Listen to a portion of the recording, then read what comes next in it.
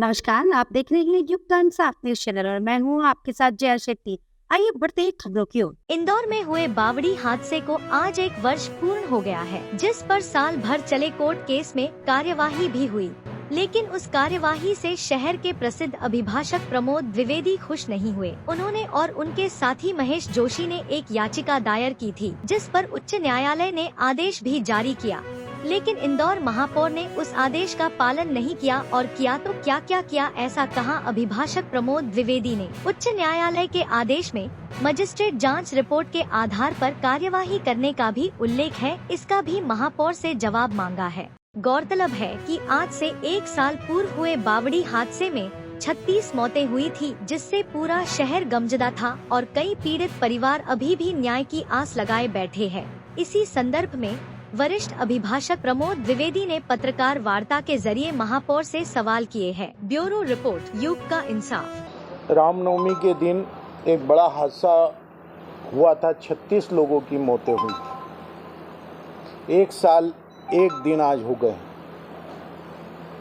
हादसे के दूसरे दिन मंदिर तोड़ा गया। क्या हादसे का जिम्मेदार मंदिर था? मंदिर क्यों तोड़ा? और मंदिर अवैध था तो हादसे के बाद ही अवैध कैसे हो गया? सवाल तो ये है। सवाल ये है कि मंदिर अगर गलत था तो अन्य जगहों पर भी कई धार्मिक स्थल हैं, सबको तोड़ दिया जाना चाहिए था। सनातन धर्म की व्याख्या करके दूसरों को व्याख्या सिखाने वाले तथाकथित भाजपा नेता, उनकी सरकार है, परिषद है, वे बताएं कि बावड़ी हादसे के बाद उन्होंने मंदिर क्यों तोड़ने दिया, और अगर प्रशासनिक अधिकारियों ने तोड़ा तो किसके आदेश पर तोड़ा? एक सवाल। दूसरा सवाल ये है कि में मेरे द्वारा तथा महेश गर्ग पूर्व पार्षद द्वारा इस संबंध में याचिका लगाई गई थी। याचिका में 9 जनवरी 2024 को आदेश सुरक्षित रख लिया गया था, बाद में सुनाया गया। उसमें यह आदेश दिया गया कि जो मजिस्ट्रेट की जांच हुई है उसमें जो लोग दोषी पाए गए हैं उन पर कार्रवाई हो। किस पर कार्रवाई हुई? सोसार कर लिया गया, न्यायालय में पेश कर दिया गया और अधिकारियों के पीछे पिछले दरवाजे से नई पद स्थापना कर दी गई। यानी नगर निगम के अधिकारी या शासन प्रशासन के अधिकारी जो जिम्मेदार थे, महापौर जी आप अभी तक आदेश को पढ़ ही रहे हैं। आप तो अपर महाधिवक्ता जैसे पद को सुशोभित कर पाए थे। आप तो रोज आदेशों को पढ़ते थे, समीक्षा करते थे। आज अचानक नगर निगम के महापौर बनने के बाद आपको इतने महीने लग गए एक आदेश की समीक्षा करने में। एक अहम सवाल और, इस हादसे के बाद पूरा शहर रोया। आज भी पटेल नगर के हादसे को देखने के बाद अगर हम चैनलों पर देख लें, अखबारों की कतरनों को पुराने समय की पढ़ लें तो आंखों में आंसू आते हैं। सवाल यह है कि उस परिवार के, उन परिवारों पर क्या गुजर रही होगी जिनके परिजनों की मौत हुई। इन 36 मौतों का प्रभाव ये पड़ा कि लोग उस गार्डन की तरफ जाना भी भूल गए।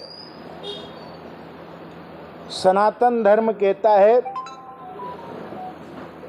कि जो पूजनीय स्थल है, अगर किसी कारण से उसे हटाना भी पड़े तो उनका पालन नहीं किया गया।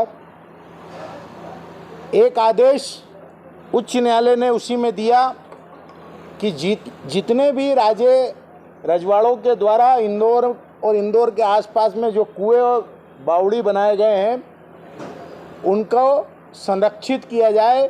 उन पर अगर अतिक्रमण है तो अतिक्रमण हटाए जाएं। इंदौर में जितने कुएं और बावड़ियों पर अतिक्रमण है उन्हें हटा करके पुराने स्वरूप में लाया जाए। भगवान विष्णु ने मछली का अवतार लिया, भगवान विष्णु ने कछुए का अवतार लिया। महापौर जी मुझे बताते हुए अत्यंत दुख हो रहा है कि आप सनातन धर्म को मानने वाले हो और आप पढ़े लिखे महापौर हो। भाजपा सनातन धर्म की बात करती है परंतु बिना किसी कारण के धार्मिक स्थलों को तोड़ देती है।